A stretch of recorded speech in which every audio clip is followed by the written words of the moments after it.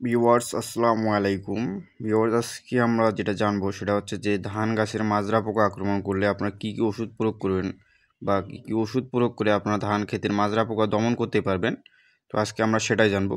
বিস্তারিত জানার জন্য ভিডিওটি শেষ পর্যন্ত দেখবেন এবং যারা নতুন ভিউয়ার্স আছেন তারা অবশ্যই আমাদের চ্যানেলটি সাবস্ক্রাইব করে রাখবেন। তো ভিউয়ার্স দেখতে পাচ্ছেন এই যে ধান গাছগুলো আপনাদের বর্তমান এগুলোতে কিন্তু মাজরা পোকা আক্রমণ করে দিয়েছে। দেখেন মেন যে কুশি পাতাটা সেই পাতাটা কিন্তু এই মাজরা পোকাগুলো কেটে দিয়েছে।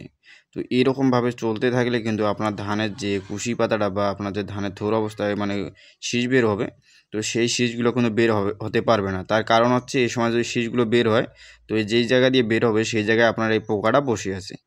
আর যখনই আপনার শীষটা বের হতে শুরু করবে তখন কিন্তু শীষটা একটু নরম থাকবে, আর এই পোকাটা দেখবেন যে সুন্দরভাবে সেই শীষের নরম অংশটা কেটে খেয়ে ফেলবে। এতে করে আপনার শীষটা যদিও বের হয় দেখবেন যে সাদা হয়ে গেছে বা নষ্ট হয়ে গেছে। কারণ হচ্ছে এই পোকাটা আপনার শীষটার রসটাকে শুষে খাচ্ছে এবং দেখবেন যে মানে মেন যে শীষটা আছে সেই শীষে মানে পর্যাপ্ত খাদ্য মানে আসতে পারতেছে না। এতে করে আপনার গাছটা কী হচ্ছে, শীষটা পর্যাপ্ত খাদ্য না পাওয়াতে শুকায় যাচ্ছে। এবং এভাবে চলতে থাকলে আপনার পুরো জমিতে যদি এভাবে মাজরা পোকা আক্রমণ করতে থাকে তাহলে কিন্তু আপনার ধানের ফলনটা অনেকটা কমে যাবে। তো এর জন্য কিন্তু আপনাকে রাসায়নিক প্রক্রিয়া বা কীটনাশক প্রয়োগ করে আপনাকে ধান খেতে মাজরা পোকা দমন করতে হবে। তো কথা হচ্ছে কী ওষুধ বা কী কীটনাশক প্রয়োগ করবেন, তো সেটাই হচ্ছে মূল কথা।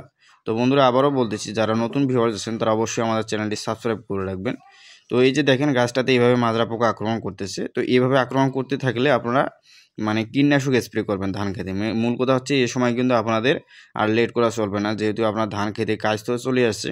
আর এই সময় যদি আপনারা লেট করে ফেলেন তাহলে কিন্তু পরবর্তীতে আপনাদের ফলনে যখন শীষ বের হবে তখন কিন্তু মারাত্মকভাবে ক্ষতিগ্রস্ত হবেন।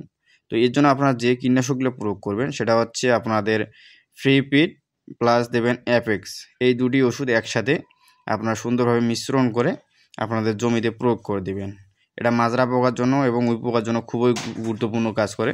দেখবেন আপনার জমিতে যদি মাজরা পোকা বা উই পোকা যদি জমি শুকানোর সময় দেখবেন যে উই পোকা গাছগুলো কেটে দিচ্ছে, এই পোকাগুলো কিন্তু এই একটি স্প্রেতে মারা যেতে পারে। এছাড়াও আপনারা বায়োসমক দিতে পারেন। তো এই বায়োসমক যদি আপনারা 100 গ্রাম দেবেন প্রতি 33 শতক বিঘার জন্য, তো এটা 320 টাকার মতো পড়বে। তো আপনারা চাইলে বায়োসমক দিতে পারেন। বায়োসমকও আপনার জমির জন্য কিন্তু অনেক কাজ করে। দেখবেন যে ঘাস ফড়িং বা ফড়িং বিভিন্ন রকম মাজরা পোকা, ডোরা পোকা সব রকমের পোকার জন্য এই বায়োসমক মারাত্মকভাবে কাজ করতে পারে।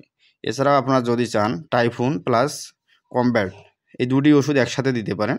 তো এই দুটি ওষুধ দিলে কিন্তু আপনাদের অনেকটা কাজ, এই দুটি ওষুধও মারাত্মকভাবে এই দুটি ওষুধ কাজ করে। তো আপনারা যদি আপনার জমিতে এই প্রয়োগ করতে পারেন তাহলে দেখবেন যে আর পোকা মাজরা পোকার জমিতে থাকবে না। তো বন্ধুরা এই যে ওষুধগুলোর নাম বললাম, এই ওষুধগুলো যদি আপনারা নিয়ম অনুযায়ী প্রয়োগ করেন তাহলে কিন্তু কাজ হয়ে যাবে। তো আজকে এই পর্যন্ত, সবাই ভালো থাকবেন। আসসালামু আলাইকুম।